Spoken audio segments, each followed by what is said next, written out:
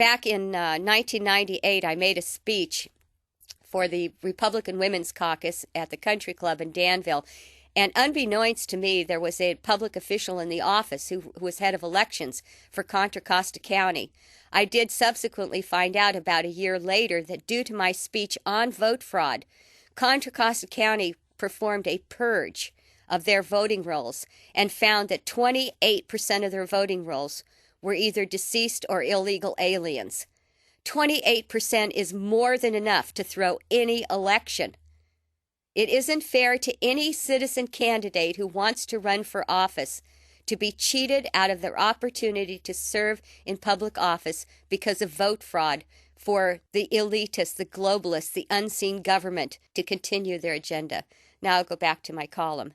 If someone can't find those few minutes over a 2-year period, then fine, keep them out of the voting booth. County clerk's offices across the country can stay open on Saturdays during this process, or even a few evenings a month until 7 p.m. It's a small price to pay for fair and impartial elections. Voting rolls across the country are filled with deceased folks, felons, and massive numbers of illegal aliens. I know because I have investigated this issue quite thoroughly. We must have paper ballots that are marked with a black felt pen that are then put in a clear plastic box that sits in everyone's view until time to count. The count must take place in front of anyone who wants to watch. This will accomplish a number of things. Number one, with a plain, sturdy paper ballot using a black felt pen, there could be no mistakes about chads or other diversions. If someone makes a mistake, they can either exit out clearly and remark their choice, or bad ballots could be shredded right there in front of everyone and a new ballot issued. Number two, all ballots placed in a clear plastic box that never leaves the precinct so that they can be lost, stolen, or stuffed behind closed doors. Neither will anyone be able to alter the ballots. And again, let me deviate from my column.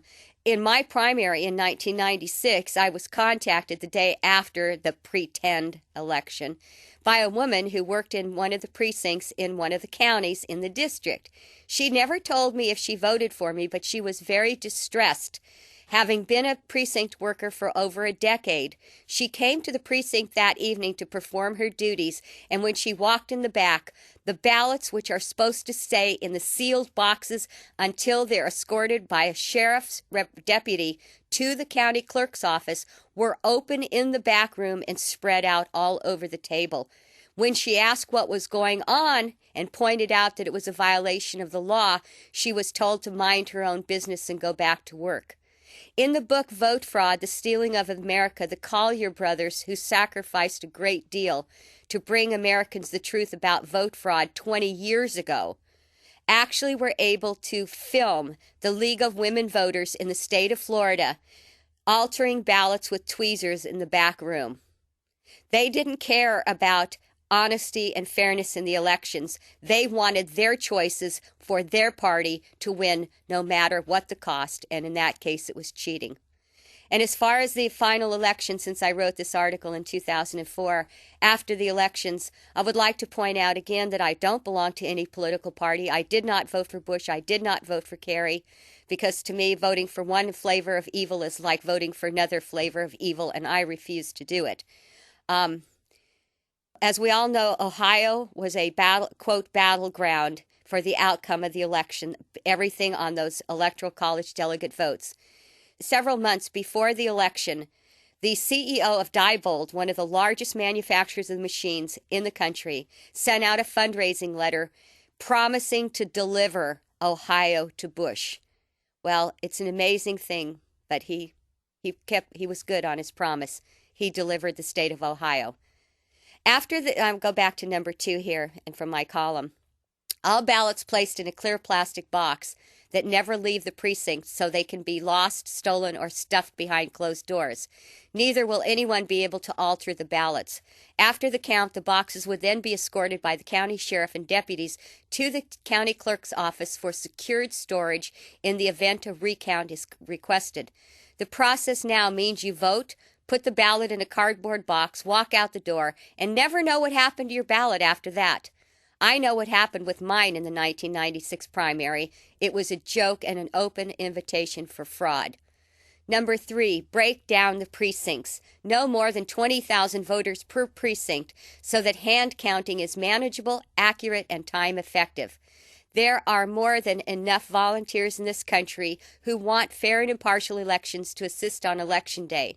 In 2000, up in Canada, with tens of millions of votes to count by hand, it was done and finished in less than 24 hours. Where there's a will, there's a way. Paper ballots hand-counted in the precinct in front of anyone who wants to watch is the only way to ensure fair and impartial elections, period. I'd like to give you a quote by Mayor John Hyland in 1922. He was the mayor of New York, when he said, "The real menace of our republic is this invisible government, which like a giant octopus sprawls its slimy length over city, state, and nation. Like the octopus of real life, it operates under cover of a self-created screen. At the head of this octopus are the Rockefeller Standard Oil interests and a small group of powerful banking houses generally referred to as international bankers. This little coterie of powerful international bankers virtually runs the United States government for their own selfish purposes. They control both political parties." End quote. Believe it. If the American people want to be the masters of their own destiny, they must put aside this absurd blind loyalty to a political party and fight for our right to fair and impartial elections in 2006, because you won't be getting it in November of 2004. With the way things are going in this police state environment, we'll be lucky to even have elections in 2006. Our republic is in deep peril, and we need real, honest-to-goodness statesmen and constitutionalists elected. The only way that's going to happen is to clean up the voting process. And I encourage everybody to attend your city council and county board of supervisor meetings. Make them aware of the vote fraud issue and demand paper ballots. Tell them we, the people, will not use their machines. We want an accurate and honest vote count. We're going to have to fight for this, and there are people all over the country fighting it right now.